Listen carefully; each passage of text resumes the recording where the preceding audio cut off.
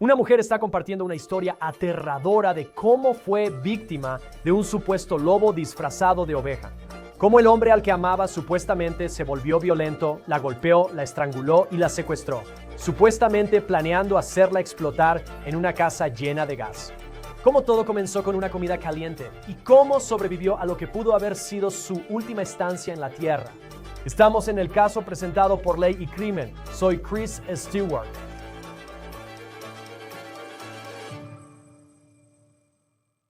Una mujer en Nebraska está contando su historia de supervivencia a manos de un hombre que ella pensó que conocía, que pensó que amaba.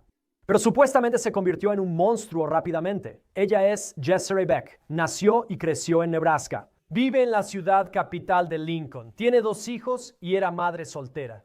Pero le dijo a KOLN Televisión en Nebraska que creyó haber hallado a su persona en julio pasado. Christopher Collins era un hombre con propiedades inmobiliarias. Estos dos planeaban recurrir a la fertilización in vitro para tener un hijo juntos. Así de serio era.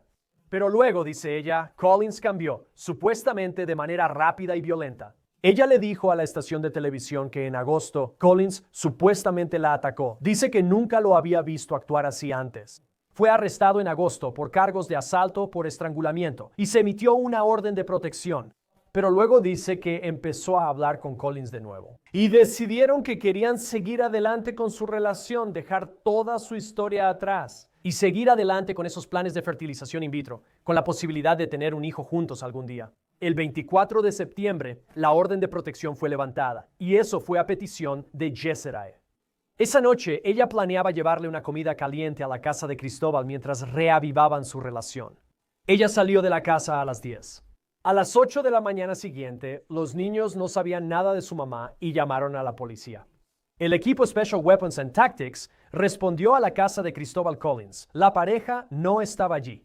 La policía reportó señales de pelea y por eso emitieron una alerta de que Jessie podría estar en peligro. Publicaron imágenes de vigilancia de Collins en el auto en el que ambos podrían estar viajando. Jessie dice que Collins la atacó cuando llegó a su casa. Supuestamente la golpeó tan fuerte que perdió el conocimiento.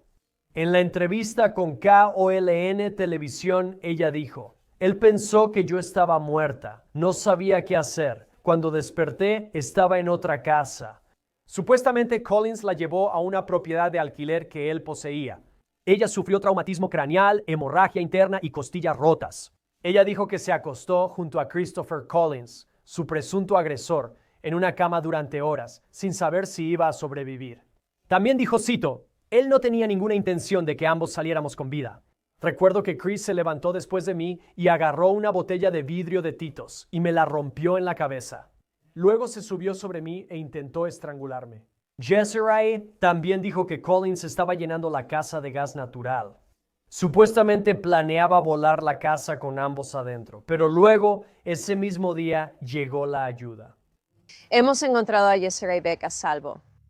Ella ha sido trasladada a un hospital local y Christopher Collins está bajo custodia. Hoy fue una verdadera muestra de la tenacidad y determinación de las oficiales y las investigadoras del Departamento de Policía de Lincoln. Trabajaron rápida y arduamente hoy, desarrollando información a través de sus métodos de investigación para finalmente traernos aquí esta noche, donde utilizamos a nuestro equipo Special Weapons and Tactics para nuevamente ingresar a una casa en la cuadra 200 de Santa Fe. Con eso, cuando entramos, fue muy claro que había un olor muy fuerte a gas natural. Así que después de rescatar rápidamente a Jessie y detener a Christopher Collins, nos retiramos y esperamos a nuestros compañeros de bomberos y rescate de Lincoln, así como desalojar varias casas de los vecinos para asegurarnos de que estuvieran a salvo. El equipo Special Weapons and Tactics irrumpió en la casa y rescataron a Jessie. Y luego, después de lo que dicen fue un forcejeo con Collins, pudieron detenerlo. Desalojaron el vecindario por el peligroso nivel de gas natural en el aire. No solo las casas de al lado, sino que todo el vecindario tuvo que ser desalojado. Según KOLN, aquí está una imagen de Collins en su primera aparición en la corte de Lincoln. Fue procesado por cargos de secuestro, amenazas terroristas y uso de un arma para cometer un delito grave. La fianza se estableció en $1 millón, el 10% de 10 millones. Debe regresar a la corte en noviembre. En cuanto a Yesere, ella apenas está comenzando su camino hacia la recuperación. No solo se necesita mucha fuerza para salir en televisión y contar tu historia sobre lo que pasó.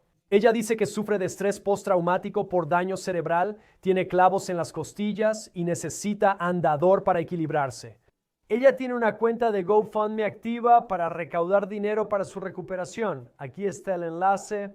Ya ha recaudado miles de dólares. Únase a nosotros ahora para hablar sobre este caso. Está con nosotros el abogado defensor penal Juan Díaz. Siempre es un gusto tenerlo en Law and Crime. Este caso es simplemente horrible. Lo que esta mujer vivió, no hay duda de eso.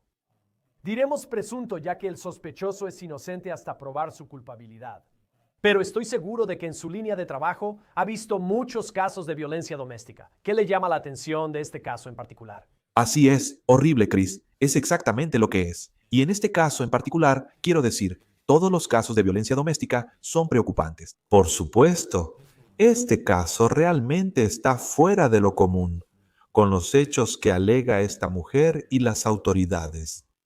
Una situación horrible donde ella está siendo abusada, golpeada, todo tipo de violencia física.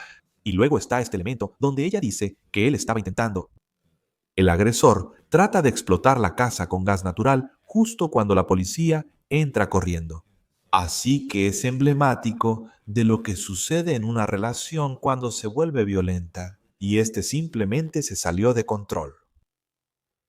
Desde su perspectiva, todo en la relación estaba bien. Él nunca fue violento. Después, en agosto, tuvieron un incidente donde ella dice que él se puso violento y fue arrestado. Fue acusado por eso y se emitió una orden de restricción que duró, al parecer, aproximadamente un mes. Y luego ella pidió que se retirara esa orden de restricción porque sentía que era algo que podían superar. ¿Sabes? Y ciertamente es su derecho, su decisión. Y supongo que en casos donde alguien puede estar emocionalmente apegado a otra persona y aún existe ese peligro, eso sigue ahí. ¿Qué puede hacer la ley para proteger a alguien incluso cuando se retira esa orden? ¿Verdad? Bueno, hay mucho que analizar aquí. Y en mi vida anterior fui fiscal y procesé cientos y cientos de casos de violencia doméstica. Y lo que estamos viendo aquí es una situación clásica y desafortunadamente clásica, donde la persona que está siendo abusada a menudo es una mujer, aunque no siempre, obtiene una orden de restricción. El objetivo es que, si ocurre un incidente y la policía llega a una casa, se haga un arresto. La policía suele decir, ve a la corte y obtén una orden de restricción por violencia doméstica. La mayoría de las jurisdicciones tienen una sección muy especializada en los tribunales que maneja casos de violencia doméstica. Está atendida por empleados que pueden dar información a las personas que están siendo abusadas para obtener estas órdenes de restricción. Sabes, al final del día, es solo un papel. Es un juez diciéndole a alguien, mantente alejado de esta persona. No tengas ningún contacto con ellos, no te comuniques con ellos, no publiques en redes sociales sobre ellos. Y es solo un papel. La idea detrás de esto es que es la fuerza de una orden judicial diciéndole a alguien que conoces, no hables con esta persona, no la contactes, no te comuniques con ella. Violar una orden de restricción por violencia doméstica suele ser un delito penal, generalmente menor. En este caso, y esto sucede seguido, la mujer al parecer volvió a la corte. Y por alguna razón, ella dijo, quiero retirar esa orden y básicamente quiero tener contacto con esta persona. Sabes, esa no es una situación inusual. Muchas veces, la persona que está siendo abusada siente que, ¿sabes qué? Creo que puedo superar esto. Intentemos que funcione y volver a estar juntos. A veces van a terapia, no siempre. No tenemos ninguna indicación de que eso haya pasado aquí.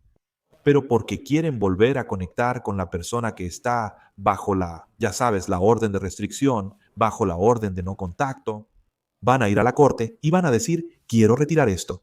Ahora, en este caso en particular, eso pasó, pero ¿mejoraron las cosas? No, no mejoraron. Las cosas se pusieron, ya sabes, exponencialmente peor para la mujer. Y entonces vemos que es comprensible. Creo que si hablas con defensores de víctimas de violencia doméstica y consejeros de salud mental, ellos hablan sobre por qué alguien en esa posición querría ir e intentar mejorar las cosas retirando la orden. En este caso falló totalmente. Sí, y me extendí mucho con mi pregunta porque quiero ser delicado. Quiero decir, de ninguna manera es culpar a la víctima. Ella decidió estar con él porque pensó que estaría segura, pero era responsabilidad de él y no fue así. Pero sí, en un caso porque aparentemente lo que había pasado, ya sabes, antes de llegar al incidente de septiembre donde casi pierde la vida. Pero aún así fue un evento supuestamente bastante violento en agosto por el que ella pasó y que llevó a esta orden de protección. Cuando una víctima se presenta y dice, porque hay ejemplos de personas que vuelven a involucrarse en una relación, supongo, ¿qué peso tiene su opinión para retirar la orden comparado con la decisión de un juez que determine que no es seguro para ti hasta que termine el proceso legal relacionado con los cargos de agosto? Correcto. Y es un buen punto a mencionar. A veces un juez, bueno, muchas veces, cuando alguien entra, si es la persona que está siendo protegida por esta orden de protección, toma una decisión. Buscan entrar y lograr la desestimación. Por eso presentan una solicitud. Sabes, los jueces tienen discreción. Pueden preguntar por qué haces esto o qué sucede.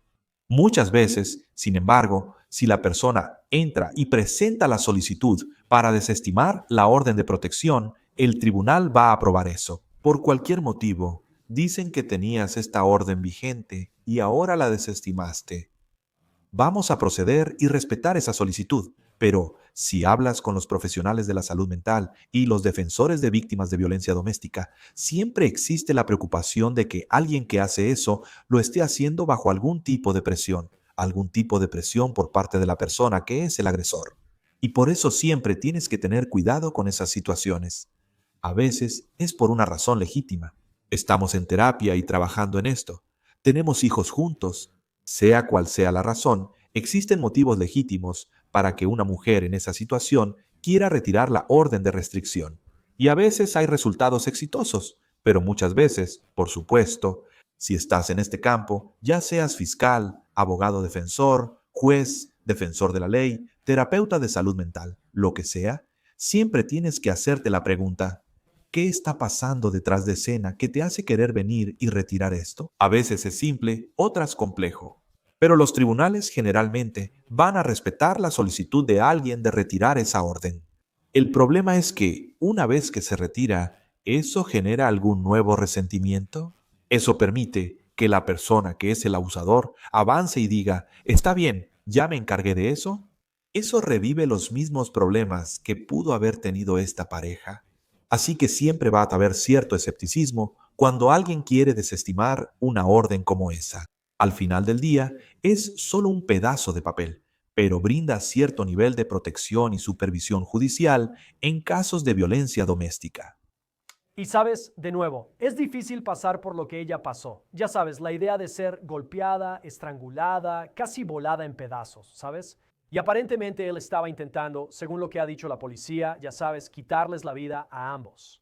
Hay mucha evidencia basada en las heridas que ella todavía está recuperándose en este momento.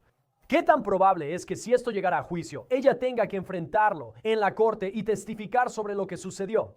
Correcto. Eso es lo que suele pasar si el caso se procesa. Ese es uno de los problemas que ves en la defensa de la Fiscalía de Violencia Doméstica en la corte. Esto ocurre.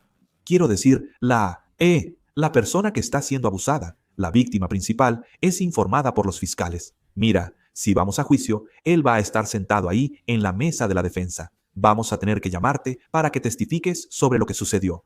Y eso es algo, quiero decir, esa es la realidad de los juicios por violencia doméstica.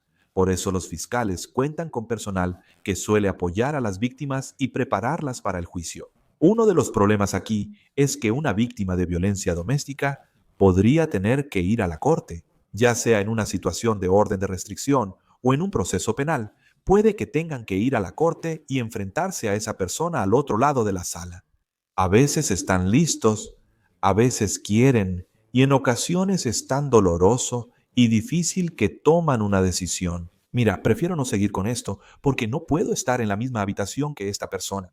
Y de nuevo, tienes que preguntarte, en este caso en particular, si esta mujer, esta pobre mujer está siendo victimizada así, ¿por qué querría volver con una persona capaz de hacer eso? Eso corresponde a los profesionales de la salud mental, quienes deben analizar por qué una persona abusada regresaría con su abusador. Es una situación muy profunda y con muchas capas, pero lo ves una y otra vez.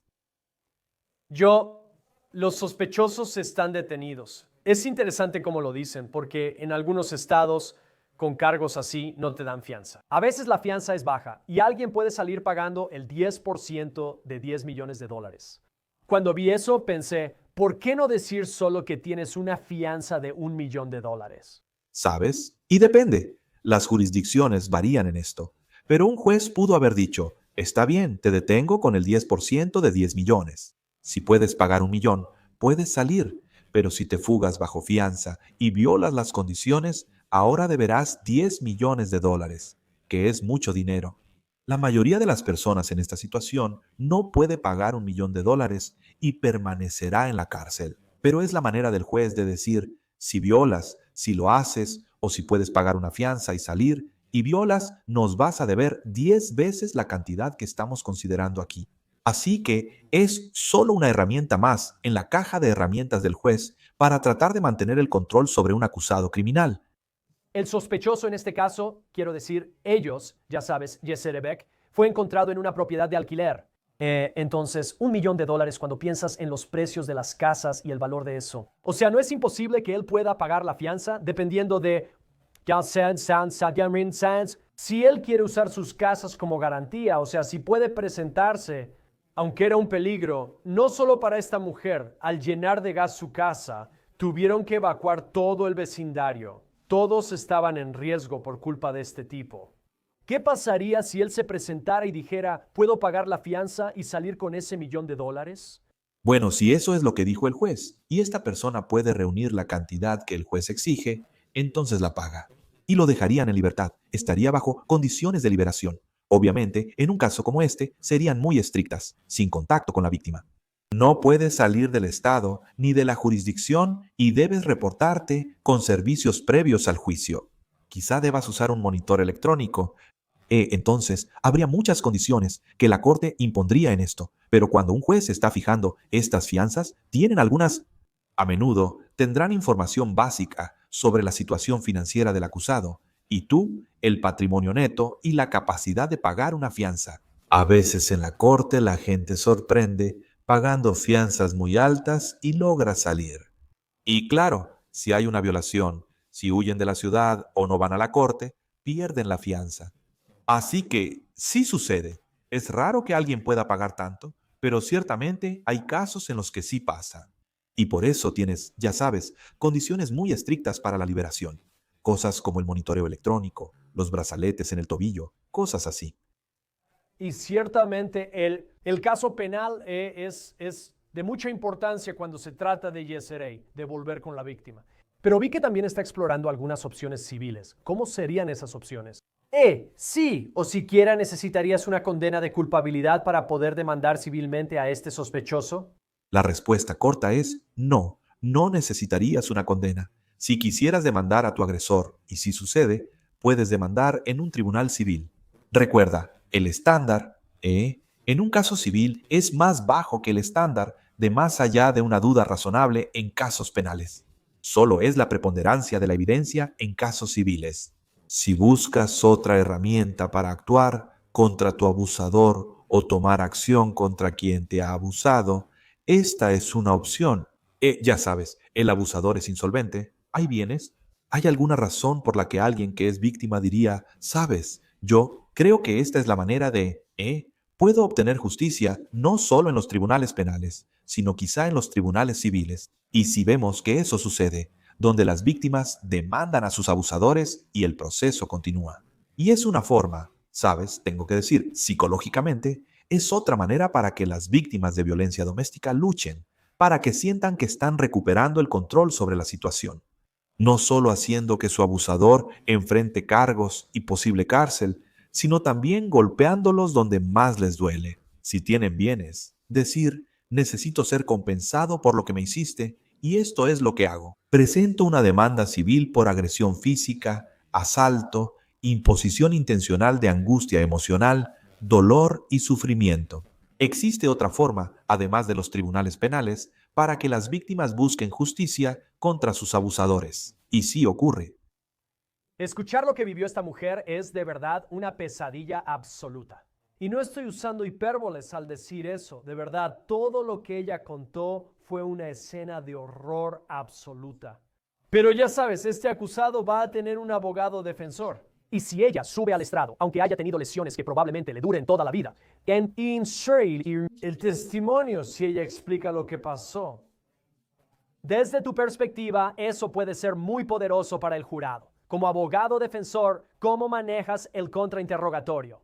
¿Como esta mujer que ha pasado por tanto? Sí, es una situación difícil. Si estás tratando de defender a una clienta en esa situación, tienes que ser muy cuidadoso, tienes que ser muy estratégico, tienes que ser muy... ¿Sabes? Tienes que usar un bisturí en lugar de un hacha sin filo. Tienes que ser muy específico y preciso en lo que intentas obtener del testimonio. ¿Y si defiendes un caso es así? ¿Esta persona inventa la historia o hay una motivación? Debemos profundizar en algún motivo. Es muy difícil, pero una persona que está acusada en estos casos, en este caso, este tipo, en este caso, el acusado, él tiene derecho a una defensa. Tiene derecho a impugnar y exigir que el Estado pruebe los cargos ante un jurado o juez, según corresponda. Así que si lo estás defendiendo, tienes que hacer una investigación completa y averiguar, ¿esto realmente fue lo que pasó? ¿Hay motivos por los que la historia de la supuesta víctima no se sostiene? ¿Hay razones para esto? ¿Ha pasado antes? ¿Es esto algo donde hay una invención o una exageración o lo que sea? Ya sabes. Sin duda, estos son casos difíciles de defender, pero al final del día, el acusado tiene derecho a que la fiscalía pruebe su caso, frente a un jurado o un juez. Veremos cómo avanza. John Day, un placer tenerte en Law and Crime. Gracias por estar aquí. Gracias, Chris. Eso es todo por el caso presentado por Law and Crime. Suscríbete a nuestro canal en YouTube y Spotify. Yo soy Chris Stewart. Nos vemos la próxima vez.